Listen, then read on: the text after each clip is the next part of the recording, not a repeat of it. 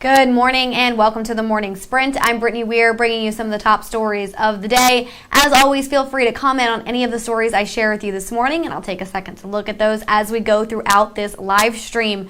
We're going to start this morning with a story out of Bedford County. The search continues for the person responsible for a deadly hit and run last month. You can see that state police just released these pictures that are on your screen of the driver who appears to be looking at the front bumper damage of what's to believe a BMW Series wagon. Again, those are the photos that were just released. As we reported, Aaron Collins was walking along Route 460 near Route 811 just after midnight when he was hit. The 26-year-old did die at the scene. Again, if you have any information, you are asked to contact police.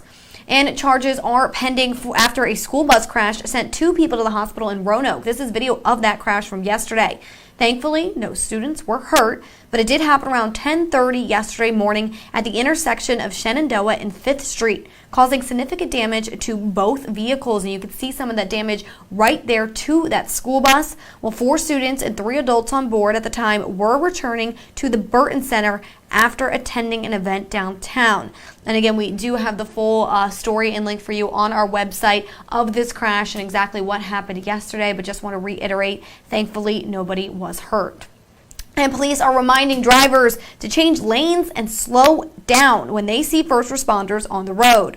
Well, Virginia law requires drivers to do both when they see emergency lights flashing, but some first responders and other state agencies say too many drivers either don't know about it or don't care. Well, Melanie Clark lost her husband, who you see there on your screen. He was a Hanover firefighter named Brad Clark in 2018 when a tractor trailer crashed into his fire truck during Tropical Storm Michael. Well, his death prompted lawmakers to toughen penalties for those who violate the move over law.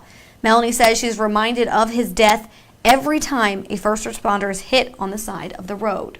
It honestly makes my stomach turn. It's an immediate reliving what I've gone through, especially if there's a fatality involved. And it's just horrible. And you kind of relive that moment where your life was turned upside down. And her message this morning is be aware of your surroundings the next time you get behind the wheel. Again, this is an important law that we should all remember. So just to reiterate, if you are driving and you see emergency crews or any sort of flashing lights, whether it's VDOT, police, firefighters, you are asked to move over to the other lane to give them some room. All right, on to our last story of the morning. But before we get to that, I do want to ask you guys, if you know what you're dressing up for Halloween this year, put that in the comment section below. I'd love to get some costume ideas or maybe what your children are dressing up as. Let us know what you plan on doing this year to celebrate the holiday. But if you're looking for a way to celebrate, well, we've got you covered. With us just being a little bit less than a week away from Halloween, and once again, we want to help you celebrate. WSLS Trick or Treat returns to Lehman Family Farms on this Thursday, and you can see some of the candy there that we'll be handing out.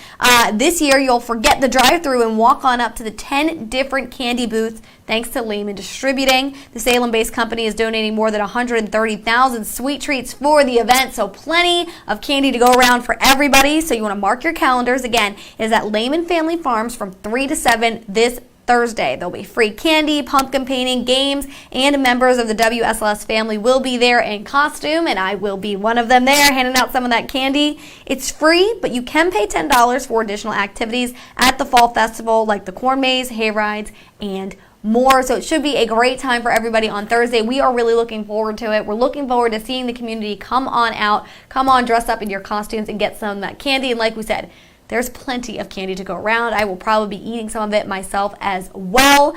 So again, we do have all those info available for you on our website for this Thursday. Going to take a look and see if there's any comments coming through. No comments at the moment, but that's okay. Thank you guys so much for tuning in, and I hope you have a good rest of your day and a good rest of your week.